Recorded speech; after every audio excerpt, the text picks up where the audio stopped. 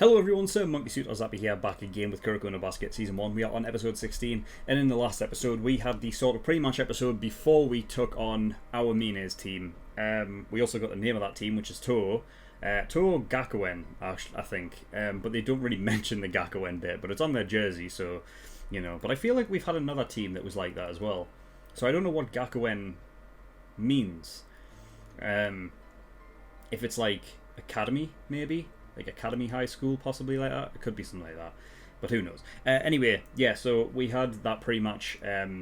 Before that match, the pre-match. No, we had the pre-episode before we hit the match. Right now, we've already started the match technically, right? And Toho got the first point, or the first 3 points, I should say, which was unexpected because I thought that they weren't all that good. I mean, that's what we were told anyway, and I figured our Mine just dragged them to the Championship League position. But yeah, that's that anyway. So we got a bit of information on our Mine as well, which is interesting to get sort of his side of the story, his bit of backstory, and how he thinks about, like, you know, basically he's bored because nobody can handle him, like nobody's on his level, and he doesn't go to practice, things like that, because he wants people to get up to his level. So you actually have someone who is his equal, which looks like it's going to end up being Kagami, right? That can take him on and you know, make him happy again. But in terms of when that will happen, I just don't see it happening this season. I feel like it's going to be a case of, at least with this match, before Aomine gets here, Seirin are going to be on top, definitely. Aomine is going to come in and he's going to wipe the floor with them. That's how I think this is going to go. But there may be a point in the match where Kagami actually does something that could get Aomine's attention, and then maybe it's a case of like, alright, there's potential there, and we may see like Aomine like slightly, I don't know, maybe he gets a smile on his face, and then, I don't know, maybe we can go up against them again in like season 2 or 3 or something like that. But, you know, it's all speculation. So, but yeah, I mean, I don't think there's anything else to really talk about other than that, so we're going to get in episode 16. If you do want to watch the reaction, the link is in the description below. There's also a link to the full length there. If you do want to watch it in full and not just the 10-minute version, then the offer is there for you. But yeah, nothing else to really talk about, so we're going to get in episode 16 and see what we get. So without further ado, let's go.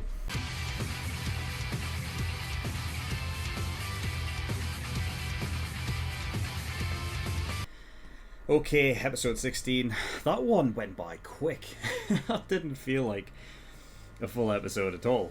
But yeah, so Aomine has actually showed up. I guess the episode, I guess a lot of it was to do with the fact of Aomine showing up now, and even though it's the end of the second quarter, technically that means the first half is just about done of the match. I didn't think it was going by that quickly, but you know what I mean? Because they don't show the scoreboard, like, or they didn't show the scoreboard at a point where, oh, actually, maybe they did. Maybe they did. Like, in between Kagami coming off and going back on. Maybe they did. But, you know, sometimes if I'm writing stuff down, I might miss a little thing. Because normally normally when it comes to anime that I have to read the subtitles, as soon as someone starts speaking, that's normally when I look at the screen to see what they're saying, obviously.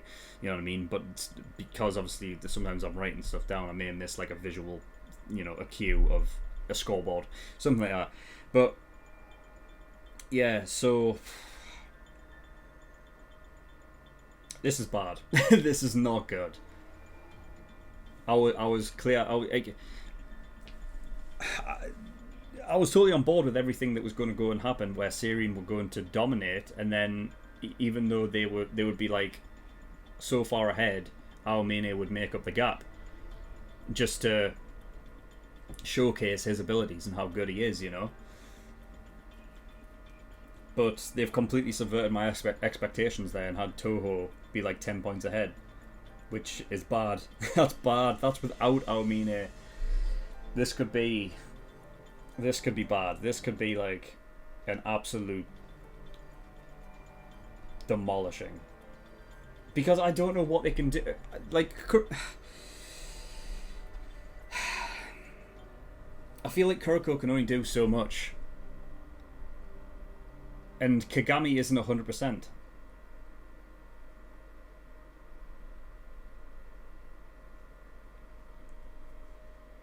It's like I don't know what to expect of how to play against Toho. I don't know, because like all I'm thinking of is, I remember saying like a few episodes back that this game would be a game of like pure individuals. Like it would be an interesting match because I feel like they were setting up the whole individual battle between Kagami and Aomine.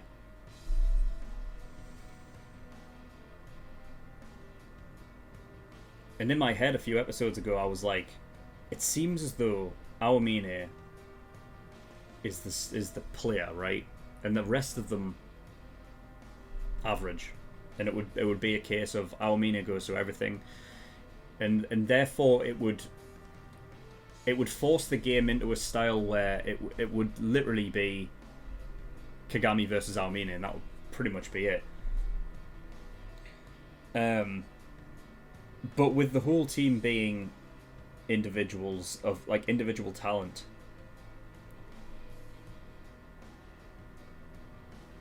but they're not team orientated. That's something I wasn't expecting. And it makes me think like, well, how do we deal with them then? Because that means that the way that they play as a one-on-one means that everyone on our team who's marking their team needs to stand up and be counted for against their specific mark. You know what I mean?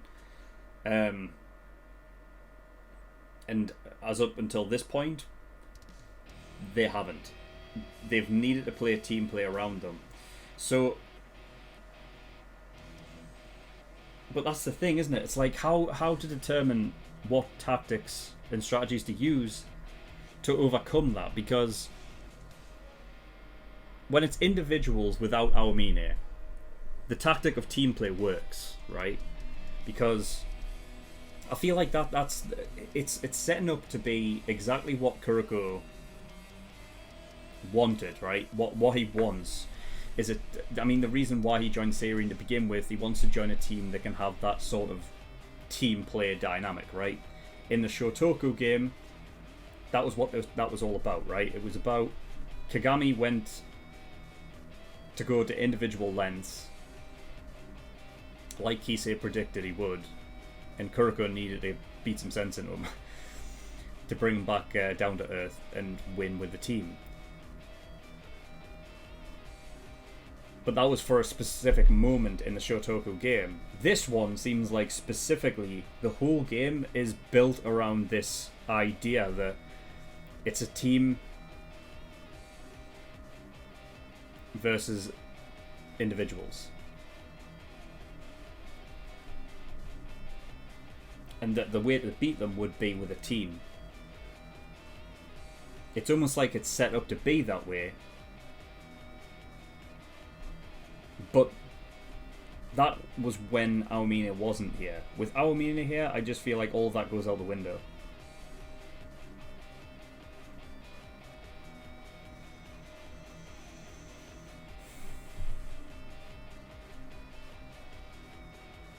Although that being said, maybe not really. Because with Kagami not at Aomine's level, right? It could just be what it says on the tin with this show and just be it's Kagami and Kuroko versus Aomine, and them two teaming up to get him. And like, you know, but this is going to be interesting as well, because this is we're actually going to see Kuroko compete against Aomine, and this is like the first time that they've seen each other since Teiko, right? It's going to be an interesting battle. Kuroko definitely needs to get involved. And they did set up the light thing, obviously, because you know the shadow and light was always a case of like it started with Aomine, and it's carried on with Kagami. And a couple episodes back, Aomine was saying that his light's too dim. So they've set up that. So it could be a case of like they show. Right. This is my theory. Because even though this can end up being a real thrashing, I feel like. Oh, but you see, like I don't know. I don't see a because I don't see Seirin as a team that would like give their all but then get thrashed. But then I'm just thinking like, well, they've already been outdone by Toho without Aomine, and just with him and you know.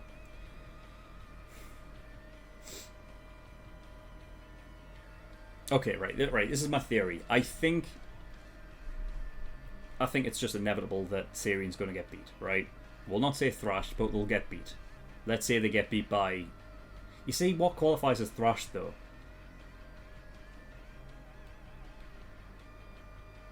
I'm just going to say they get beat, because that encompasses thrashed, at least. You know?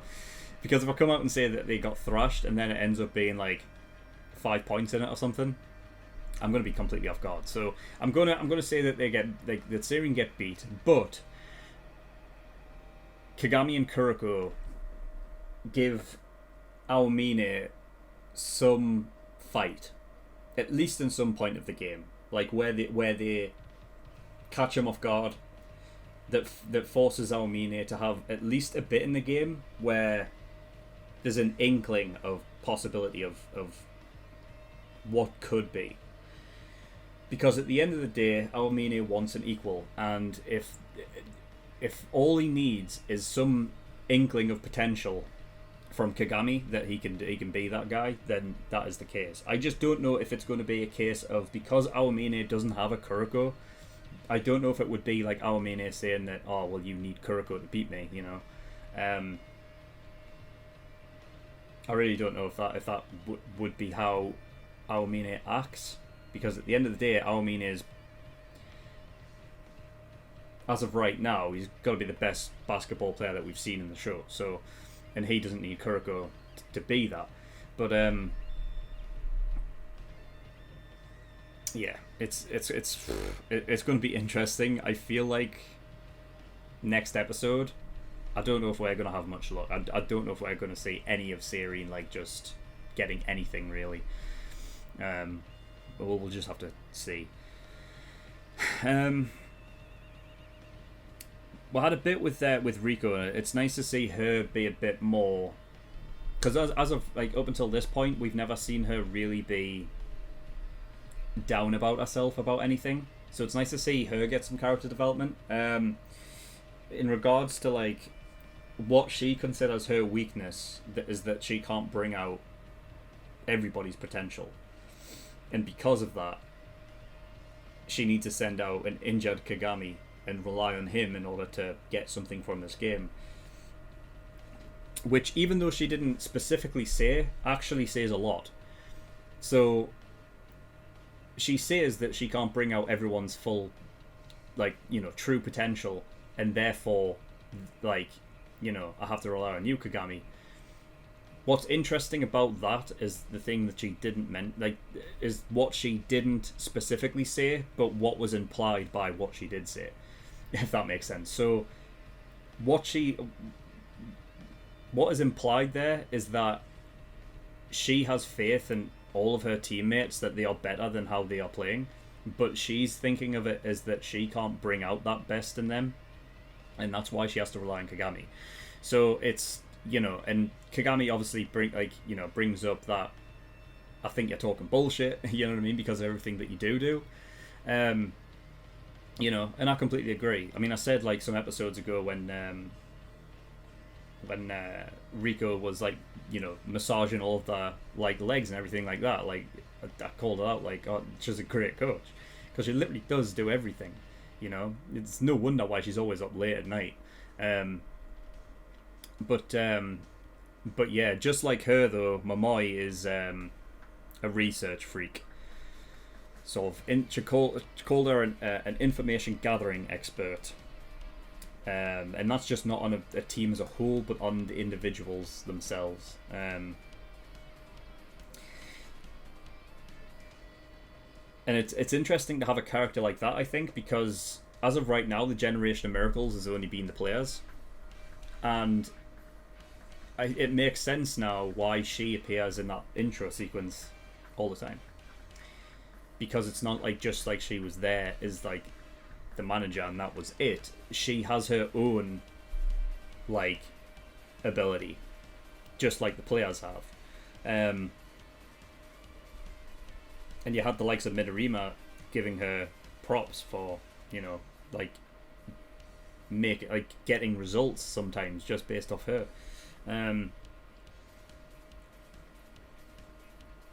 So yeah, she's a dangerous one, but she can't read Kuroko, and that makes sense. Like I said in the reaction, it makes sense. That the reason, like that's the reason why she likes him because she can't read him, but she's that good that she can just get a read on anybody. But because she can't get a read on Kuroko, that's what makes him interesting to her. And like I said, it's the perfect example of that was the first time that they met, when we saw that little flashback of Kuroko giving her the popsicle stick, right? And she thought that, oh, what, you just give me garbage? Turns it around, it's the winner of like the competition kind of thing, right? And it's like, I was not expecting that, and that's why I guess it was such a quick like, you know, oh my god, I really like this person, you know, from her.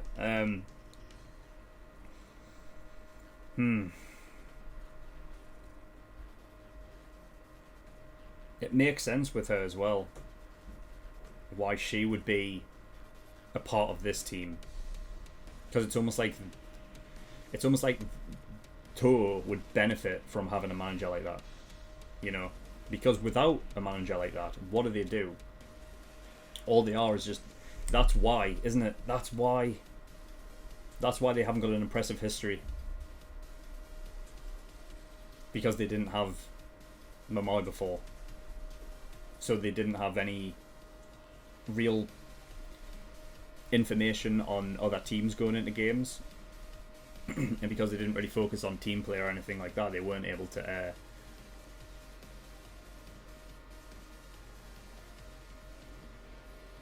they didn't really have a plan of action other than just getting the ball and trying to score themselves. So that's interesting. Yeah, so it's Momoi who's the biggest influence on that team. It's not Aomine. That's why Toho were easy to underestimate, because individually their talent is really good. They're really good players, but if they didn't have information on the other team, they didn't have a way to like, you know, they would never have like been able to steal the ball as quick, or getting, you know, understand how a player's going to do something to be able to stop them from doing it. So Momoi is actually the biggest influence on that team. Aomine is just another one that they added to the team that just happened to be like the best we've seen. But then again, I mean, Momoi would never have gone if Aomine didn't. So there is that.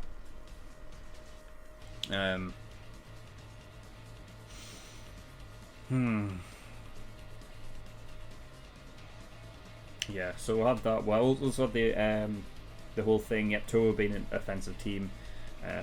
That doesn't mean that they're not, you know, they're not bad at defensive capabilities, because they have two really tall people on their team, two tall players. But again, with Momoi being there, giving the information out on certain attacking players of the opposing team allows the other players that aren't as tall, but aren't including the tall players, like being able to, you know, place themselves, like, you know, positional sense, right? Knowing that, okay, this player that I'm marking will go for, you know, a shot or a hook shot, anything like that. All the information gathered is, you know, I mean, as stupid as it could sound, Aomine isn't the biggest get for this team. It's Momoi, isn't it? Really.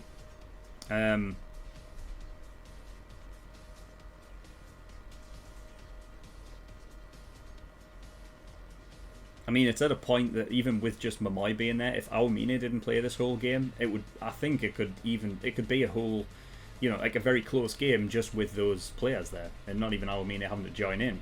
I mean, judging by what we've seen and how Momoi really has completely changed this team by getting all this information. The hell, it's crazy.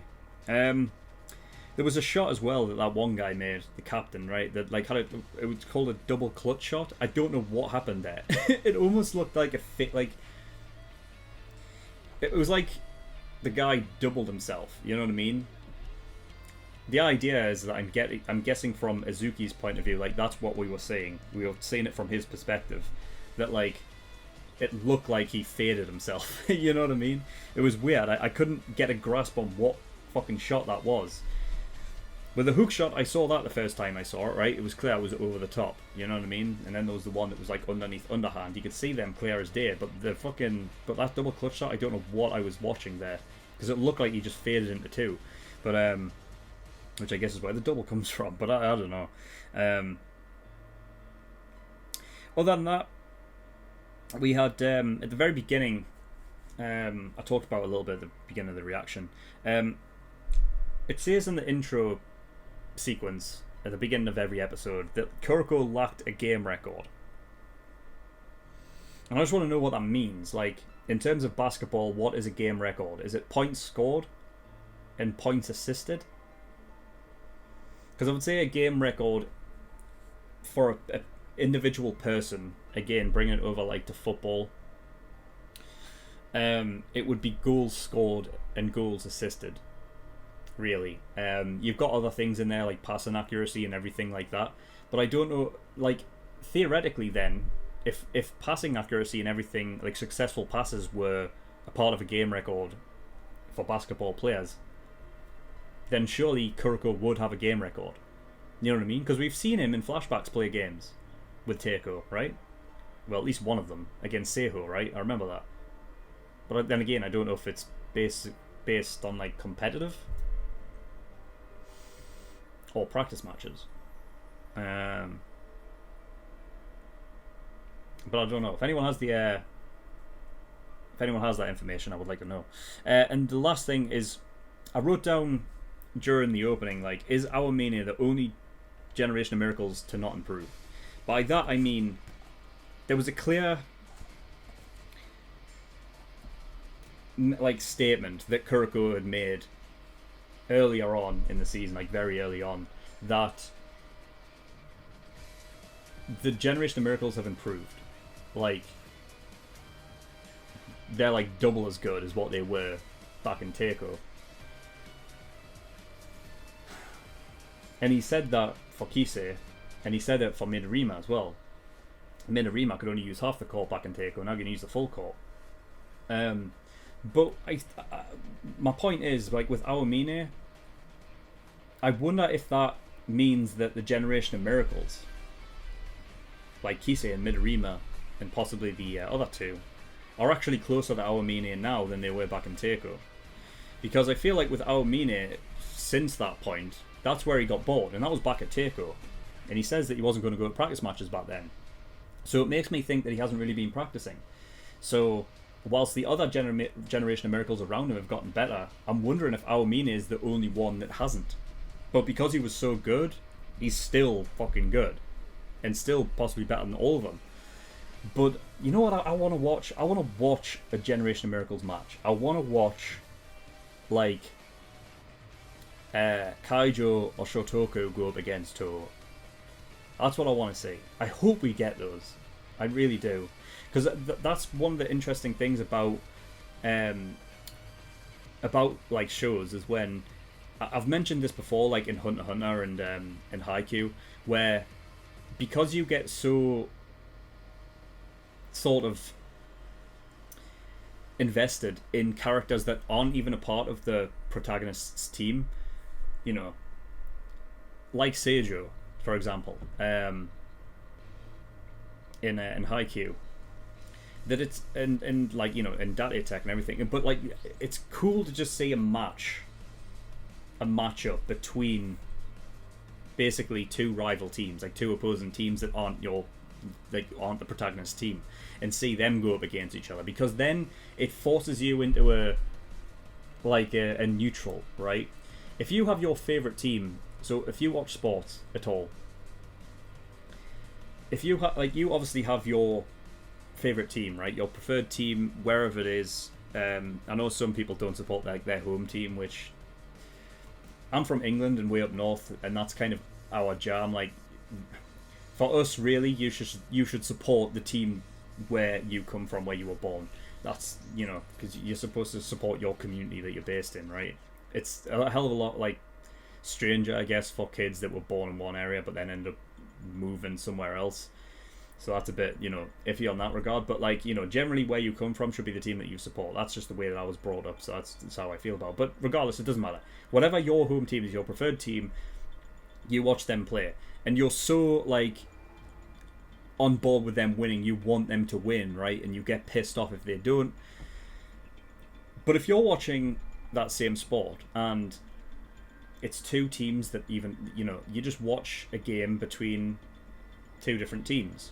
You become a neutral, and you can just sit back and sort of relax a bit and just watch them play. And watch them play the sport. Now, I wouldn't use the term relax for anime sport, really. Because obviously it's they're really lapping it up and bringing in the tension and the pressure and everything like that. But it can almost force you sometimes to pick a side. Whereas normally you would be just forced into wanting Seirin to win, because they're our team. But if it was somebody else, it would if it was Kisei versus Midorima, you would be forced to pick, right, which one am I wanting to win here? Or you could just sit back and say, it doesn't matter who wins. You know what I mean? It's just cool watching them go up against each other. And that's how I feel about, it would be cool to watch a match between two different teams that wouldn't include Seijo. So that would be really cool. I hope we get to see it at some point. But anyway, yeah, that's all I've got. So thank you everyone for watching. If you do want to get access to episodes 17 and 18 right now, you can do by going over to my Patreon page and getting the early access tier, because that gives you access to episodes a week early. There's also the full length tier there if you do want to watch any of these in full and not just the 10-minute version. And then there's also an exclusive tier there for $15 a month, which gives you access to movie reactions when I eventually get around to reacting to movies and things like that. But you can go over there and see what they all offer. And then there's also a link to the Discord in the description as well. So if you do want to get over there, you can do. But that's all I've got. So thank you for watching. I'll see you all next time. Bye bye.